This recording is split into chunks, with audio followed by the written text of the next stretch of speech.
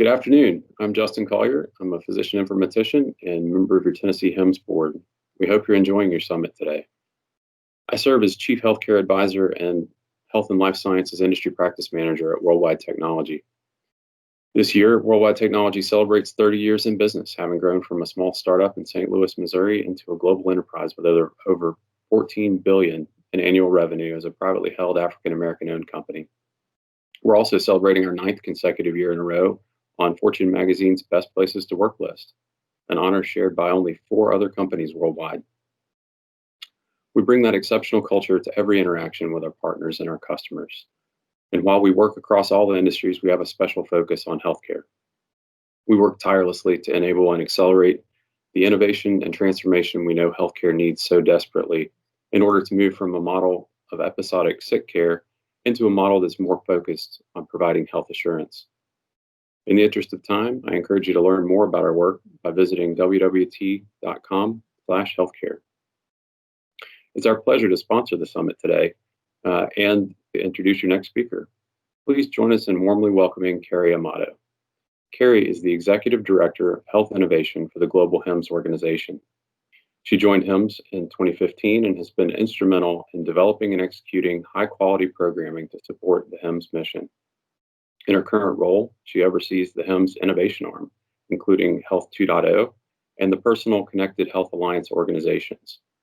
She is focused on identifying new market segments, recommending product roadmaps, building relationships, and launching new programs and events. Please join us again in welcoming Kerry Amato.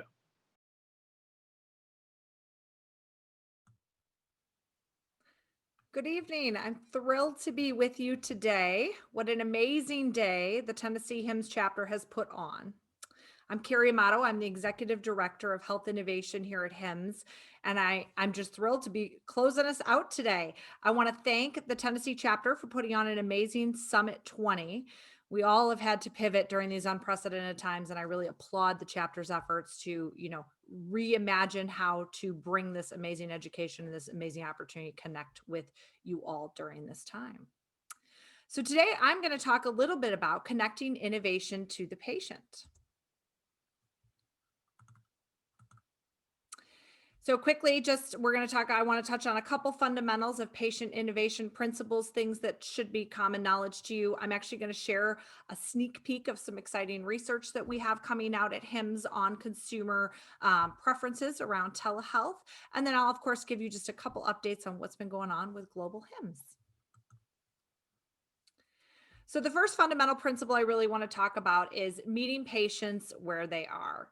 And this is really a discussion about using technology to break free of the traditional healthcare settings. So, we know that not all patients are the same. And in fact, even the sickest patients in our healthcare systems at most may see 30, 45 days inside a professional healthcare organization. The rest of the time is really spent outside of those walls. And so when we think about innovation and we think about technology, it really is in the best interest of our consumers and our patients and our constituents to really identify how can we utilize that technology to break free of those traditional models. Now, you may be asking why I have a gas station on my slide and what that has to do with healthcare. But there was an interesting article that I read recently in the Harvard Business Review, and it was from October 1st, and it was written by Sunil Gupta. And it talked about really reinventing technology and reinventing innovation. And so in this article, Sunil had asked a bunch of executives, how would you reimagine the traditional gas station? And to no surprise, majority of the executives came back with answers like, well, we're totally going to add an Amazon drop off, right? And we're going to put a Starbucks coffee shop in there. And we're just going to make it the place to be. When in reality, if you actually ask consumers what they want, they don't want to go to the gas station. They'd rather have the gas come to them, right? So it's changing the way that we think about reinventing things from a service and a product oriented approach to more of a consumer approach and really understanding what their needs are and then meeting them where they're at.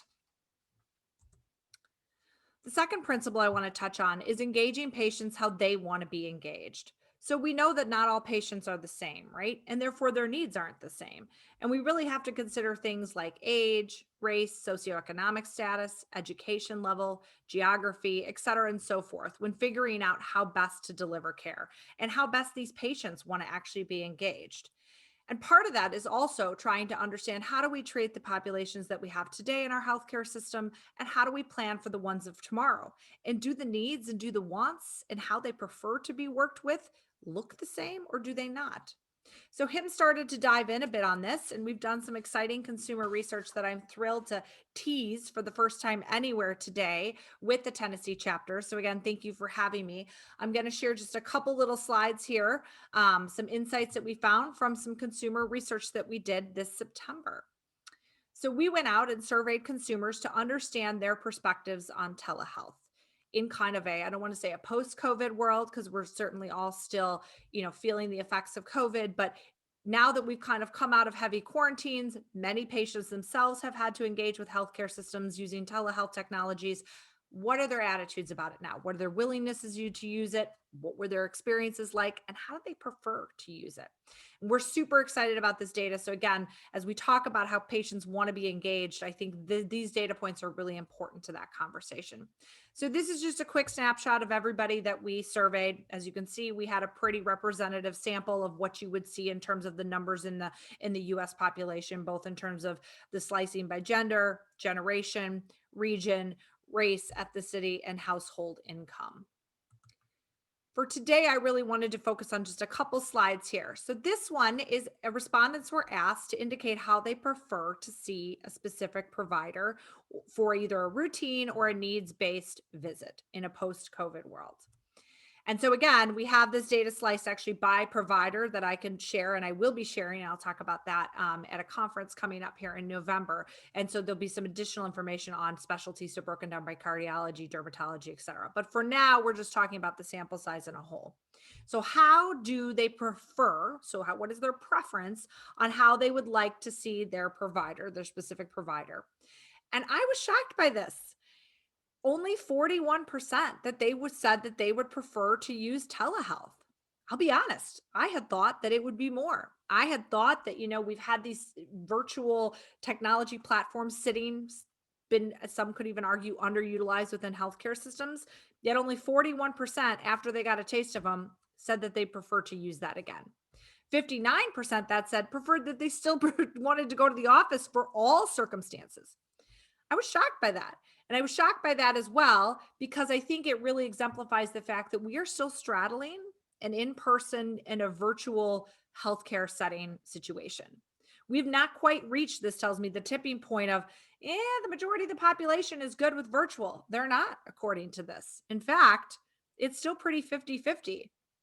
And so in addition, we went as far as, you can see the smaller bubbles here, to figure out what attributes of telehealth did they prefer to use. So no surprise, I think 31% of those that said they'd be interested in using telehealth wanted to use video, 25 wanted to use phone call, and 15% messages.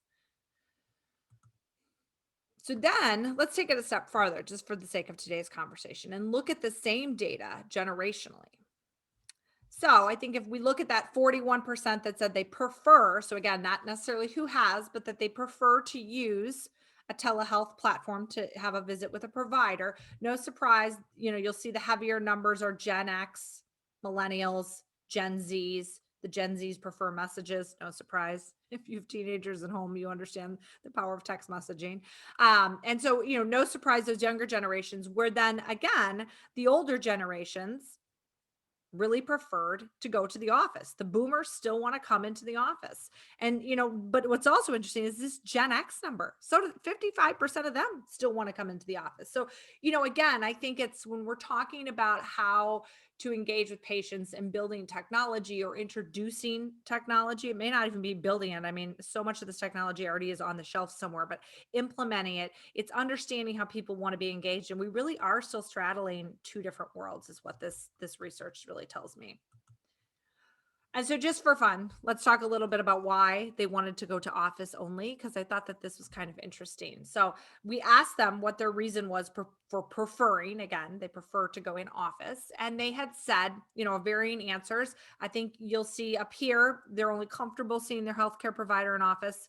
There's some questions about the level of care. Is the level of care comparable? Is it the same? Are they going to get what they need? I thought this third one, 22%. I'm not sure if my provider offers virtual visits. That's a marketing problem. I mean, imagine if we could convert a large portion of those 22% to virtual visits. So there's also a marketing thing here where they just may not be aware that that office or that type of specialty even offers virtual visits. So that's a marketing one. And then down here, interestingly enough, some trust issues, which I think we all kind of knew would kind of pop up here within this data point. So I think, again, I wanted to share a little bit of this data today because I think it drives in again on understanding how patients want to be engaged and how they don't want to be engaged. And I think it's important when building systems or when looking to pivot now that the dust has started to clear from COVID and we say, so what's next? What does the future look like? Where do we invest? Where do we not invest? I think it's important to understand that we are still straddling two different worlds, but that we do need to start planning for that virtual world. Because as we look back on that slide previously here, if I click back, we look back, these younger generations, they want virtual. It's going to be their expectation. So while the boomers may not today, the younger generations do. And so planning for that down the road and what does that look like, I think is important for our healthcare providers. And so then point number 3 here that I want to talk about this principle is let's be realistic about adoption, right? So we've always said if we make it easy, they'll use it. I would like to think that a lot of in the previous data points that I just showed, a lot of the telehealth systems that those consumers engaged with we thought easy, right? But did they really like it? Did they prefer it afterwards? To be determined. So HIMSS partnered with Parks Associate in 2019 on a survey really focused on the adoption of connected medical devices. And so we looked at, and we wanted to look at the uptick, or hopefully they see the uptick in the adoption of medical devices over a 6-year period. So between 2013 and 2019, we looked at a couple different types of connected technology to see what levels of adoption had increased. And so we asked them, which of the following do you own? And as you can see, I mean, I was again shocked by this data. There's almost no movement, almost no adoption. And that's not to say in these 6 years that there wasn't a ton of technology going on, development, that there wasn't a ton of innovation happening, but the adoption was just not there. So if we look at, blood pressure cuffs that work with smartphone apps, we went up 1%. In fact, we went down and then back up again. If we look at the weight scale, that went up to 5%. Again, just not a lot of adoption. And these are not necessarily difficult devices to connect. We're not asking you to administer some complex medical procedure, in regards to doing them. A weight scale is not necessarily a complicated thing to implement. And therefore, I'm shocked by the lack of adoption here. So just because we build it doesn't mean it's going to be adopted either. And just because we go out and buy the best off the shelf telehealth platform, it doesn't mean that our patients are going to ultimately use it, right? So it's something to consider again when making investments. Adoption, is a very different conversation. So here's just another couple data points I thought you might find interesting, right? So we asked how many of each of the following health and fitness products are in your household, right? Again, I think this was 2019. I don't have my slide. Yeah, in 2019, second quarter of 2019. And as you can see, the fitness watch was the number one answer there, but still only 23% owned a fitness watch, all the way down to sleep products at 5%. These adoption numbers are not high by any means. So even in a space fitness, so some might argue, well, maybe a blood pressure cuff is difficult to understand. It is a medical device a bit more than, let's say, a fitness tool like a pedometer or an Apple Watch. You can see the adoption rates are still relatively low on these.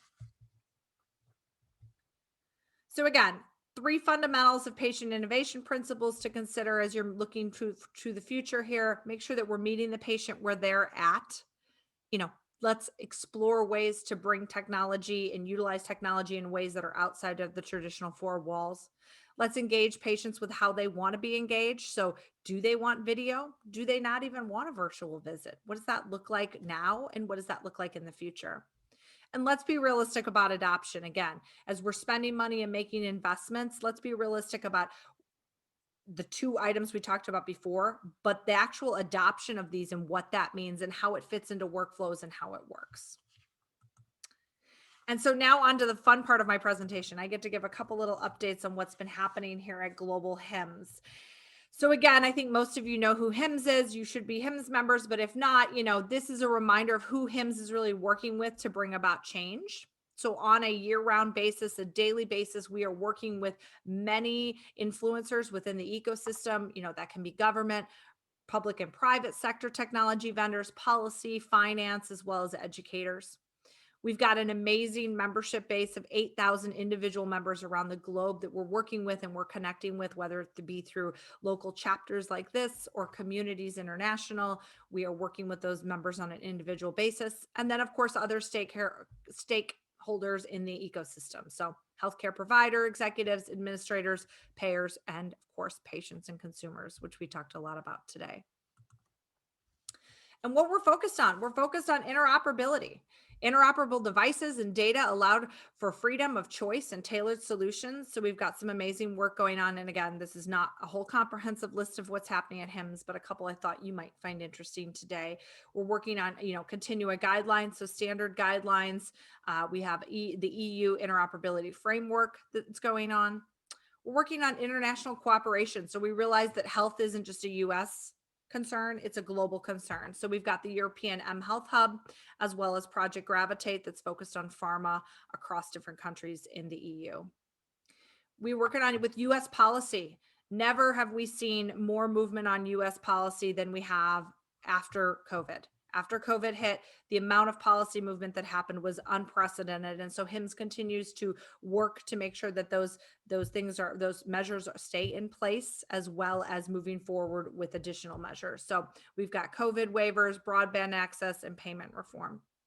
And we're continuing to work on digital transformation. So delivering a digital age care, not just digitizing 20th century care. So again, not just taking innovation and putting it into traditional healthcare settings, but actually reinventing the way that care is delivered and where it's delivered.